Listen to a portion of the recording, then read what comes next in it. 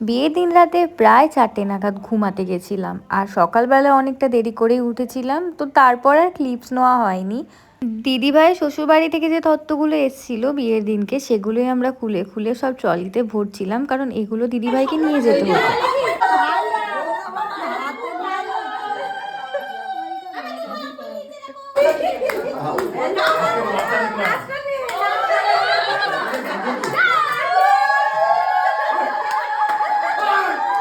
হঠাৎ করে চিল্লামিল্লির আওয়াজ শুনে নিচে এসে দেখি এই সব হচ্ছে নিচে।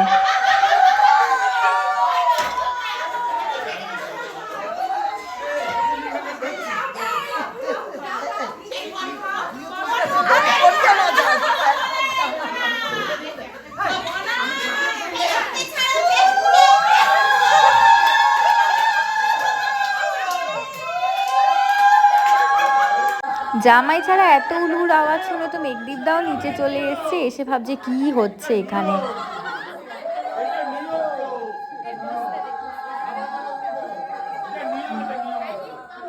আসলে বিয়েবাড়ির মজা তো এগুলোই, বিয়েবাড়ি কয়েকদিনে থাকে কিন্তু তারপরে এই স্মৃতিগুলোই রয়ে যায়, সবাই একসাথে কতই না আনন্দ করেছি। এইটা হচ্ছে ওদের রিলের বিটিএস। আমি হচ্ছে পাগল। আগের দিন রাতে ক্রিম্পিং করা চুল নিয়ে পাগলের মতন আমি তো ঘুরেই যাচ্ছিলাম, নিজে তো নিজেকে পাগল বলেই দিয়েছি। তারপর শুরু হয় দিদিভাইদের ওই ছেলে আর মেয়ে একসাথে যে গায়ে হলুদ দেওয়ার একটা রিচুয়াল থাকে পরের দিনকে, সেইটা আসল কেলেঙ্কারি শুরু তো এখান থেকেই হয়। জাস্ট এইটার পরের অবস্থাটা তোমরা খালি দেখবে, হলুদ সিঁদুর কি না মেখেছে সবাই মিলে।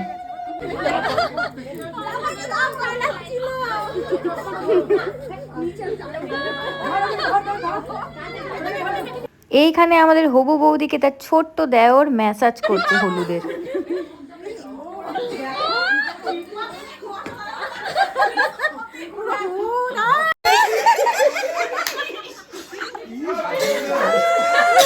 আর এই সিঁদুরের কর্মকাণ্ডটার সূত্রপাত ঘটিয়েছিল আমার বাবা। সেই ভয়ে আমার পিসিরা চেয়ারের ভেতরে ঢুকে গেছে। তাতেও কি রক্ষে আছে? কারোর একটুও রক্ষে নেই। শেষে আমার পিসামশাই এসে শুরু করেছে সবাইকে সিঁদুর মাখানো। কেউ বাদ যায়নি গোটা বিয়ে বাড়ির।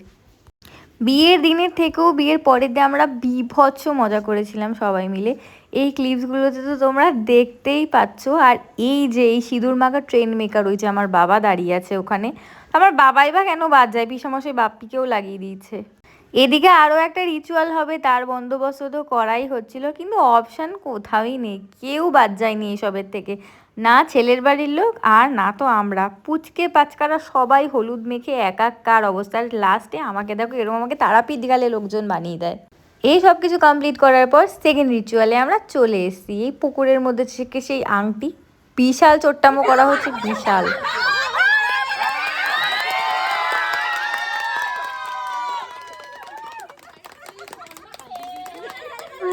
বিয়েবাড়ির মধ্যে পুকুর পার করার রিচুয়ালটা আমার দেখতে তো খুব ভাল লাগে, আর একটু বড় পুকুর হলে আরও মজা হতো, বাট কী করা যাবে, ওপরে ছাদের মধ্যে এর থেকে বড় পুকুরের ব্যবস্থা তো আমরা করতে পারিনি। আর শেষে এই হচ্ছে বরের বাড়ির লোকজনের অবস্থা, যেটা আমরা করেছিলাম। অ্যাকচুয়ালি ও আমাদেরকে টাকাই দিচ্ছিল না, ও আমাদেরকে বিশাল জ্বালিয়েছে। তো সেই কারণে বিয়ের পরের দিনকে এইসব অত্যাচার করেছিলাম আমরা। এইসব দেখার পরে তো কোনো ছেলের বাড়ির লোকই আমাদের বাড়িতে আর থাকবে না। প্রত্যেকের এই লাল লাল মুখগুলো দেখে মনে হচ্ছিল আমরা সবাই তারাপীঠে আছি। তো এতেই সবাই ফটো সেশন করছিল। এরপর শুরু হয় যে তত্ত্বগুলো মেঘদীপ দাতে বাড়ি থেকে এসেছিলো প্রত্যেকের জন্য, সেইগুলো দেওয়া। তো দাদা আর দিদি মিলে সবাইকে তত্ত্বগুলো দিয়েছিল। আমার মাও একটা খুব সুন্দর শাড়ি পেয়েছে, আমিও পেয়েছি, কিন্তু আমারটা এখানে নেই, আমাকে দিদিভাই দিয়েছিল ও যখন অষ্টমঙ্গলায় এসেছিলো তখন। এখানে প্রত্যেক ভাই বোন কাকা কাকি সবাই মোটামুটি আমরা সবাই পেয়েছি। তারপর এটা হচ্ছে যারা গিফট পেয়েছে তাদের ফটো। এই সব কিছু কমপ্লিট করে আমরা স্নান করে খেতে চলে আসি। আর তারপর হচ্ছে মেঘদীপদা আমাদেরকে ডেকে পাঠায়, কারণ হচ্ছে আমরা যে টাকা পাই সেটা দিতে। বাকি শ্রাবণ দিদি দেবে, কম হলে শ্রাবণ দিদি।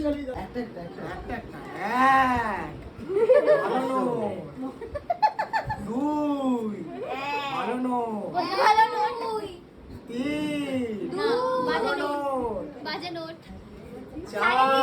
ভালো নোট, তাহলে কত? হ্যাঁ ৭০০০। আচ্ছা ৩.৫ লাখ।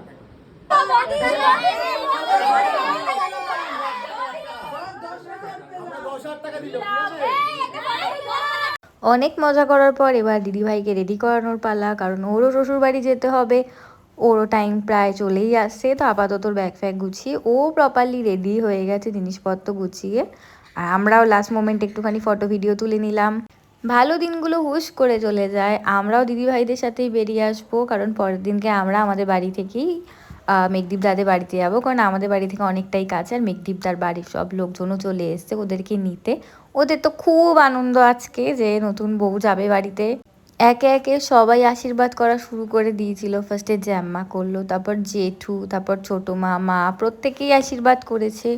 তারপরেই মোটামুটি কমপ্লিট হয়ে যাওয়ার পরেই সেরমভাবে আমরা কেউ চাইনি যে দিনটা ইমোশনাল হয়ে মানে খুব কান্নাকাটি করে খারাপ হোক। সবার মন খারাপ হচ্ছিল, কিন্তু ভালো স্মৃতিগুলোকে সবাই কাছে রেখে সুন্দর করে নতুন বাড়িতে যাবে, ভালো মতন আনন্দ করবে, এটাই আমরা সবাই চাইছিলাম। তো সেই কারণে সবাই সবাইকে মোটামুটি কন্ট্রোল করার চেষ্টাই করছিলাম দিদিভাইদের সাথে। দিদিভাইরাও যখন বেরায় আমরাও তখন বেরাই, কারণ আমাদের দিদিভাইদের শ্বশুরবাড়িতে কয়েকটা জিনিস নামানোর ছিল। অ্যাট লাস্ট ওরাও রেডি হয়ে বেরিয়ে যায়, আমরাও বেরিয়ে যাই। আমাদের সাথে গেছিল সুনিতাদি, যেটা হচ্ছে দিদিভাইয়ের বান্ধবী। তো ওকে নামিয়ে আমরাও আমাদের বাড়ির দিকে চলে আসি। খুব তাড়াতাড়ি দেখা হবে বউ ভাতের ব্লগে।